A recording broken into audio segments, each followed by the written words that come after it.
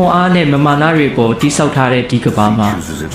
ပင်လယ်ပြင်ဟာသူရဲကောင်းတွေကိုရွေးချယ်တယ်လို့အားနဲ့သူတွေကိုလည်းအပြစ်ပေးလို့ရှိပါတယ်ပင်လယ်ဆိုတာအမိတ်ပေးလို့ရတဲ့အရာမဟုတ်ဘူးသူကမင်းကိုအမြဲစမ်းတက်နေတာလှိုင်းလုံးတိုင်းမုံတိုင်းတိုင်းကမင်းကိုအောက်ကိုဆွဲချဖို့နဲ့မင်းပဲသူလဲဆိုတာမေ့သွားအောင်လုပ်နေတာလို့ဖော်ပြကဆိုပါတယ်ဒီမှာတင်ရီမန်းချက်ချင်းမတူတဲ့ယောက်ျားနှစ်ယောက်ရဲ့အားပြိုင်မှုကိုတွေ့ရမှာပါတယောက်ကမမာနာကြောင့်ရှေ့ဆက်နေတဲ့ပေါ်တာဖြစ်ပြီး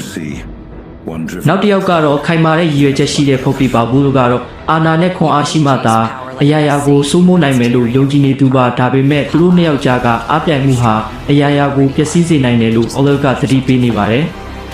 မင်းကပင်လယ်ကိုပိုင်တယ်လို့ထင်နေတာလားဘူးလို့ပင်လယ်ကဘရင်တွေကိုဥညွတ်လေးမရှိဘူး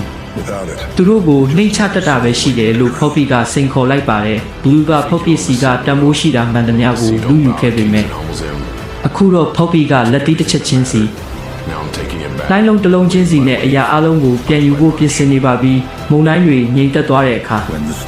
နစ်မြုပ်ဖို့ညှင်းဆန်ခဲ့တဲ့လူတစ်ယောက်အကြောင်းကိုကဘာကမှတ်မိသွားစေရမယ်လို့သူကဆိုပါတယ်သူတို့ကတော့ခွန်အားတာလျင်အဓိကလို့ယူဆနေတော့မှာပဲလိုင်းလုံးတွေရိုက်ခတ်ပြီးကဘာကြီးမီးလောင်နေတဲ့အချိန်မှာတော့ငါကတော့မတ်တက်ရက်နေအောင်မှာပဲလို့သူကကြုံသွားပါတယ်ဒါပေမဲ့ပင်လယ်ပြင်ကအရာရာကိုလူယူသွားခဲ့ရင်တော့ဒူးမထောက်ခဲ့တဲ့ဖောက်ပြေးကတော့ပြန်လဲထိုင်လာဖို့အဆင်သင့်ပါပဲ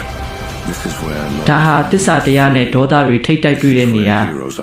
သူရဲကောင်းတွေပေါ်ထွက်လာတဲ့နေရာပါပင်လယ်ကငါစီကအရာရာကိုယူသွားခဲ့တယ်အခုငါအလှည့်ပဲအားလုံးကိုငါပြန်ယူပြမယ်လို့ဆိုတဲ့ Captain ထုတ်ပြရဲ့ပင်လယ်ပြင်တိုက်ပွဲခေါ်တမ်းပဲဖြစ်ပါတယ်